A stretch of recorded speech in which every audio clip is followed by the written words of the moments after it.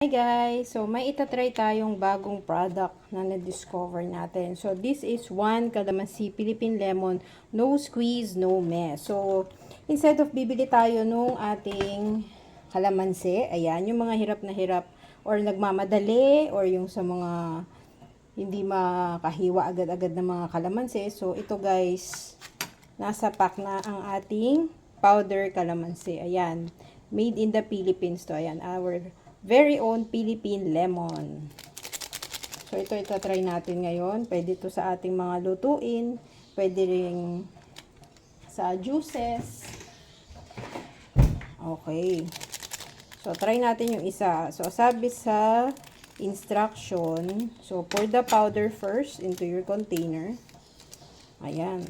Powder na powder ang ating kalamansi. And then, let's add 2 tablespoons of water.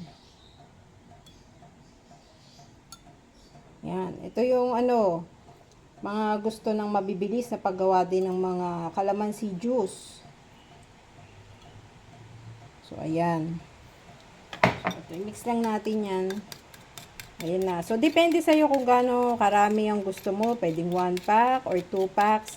It depends kung gaano kadami or kakonti ang gusto mo sa iyong calamansi juice or pwede rin panghalo sa ulam and any kinds of gamit ng ating mga kalamansi. So guys, try natin. Sariling atin ang ating calamansi powder juice. Here you go.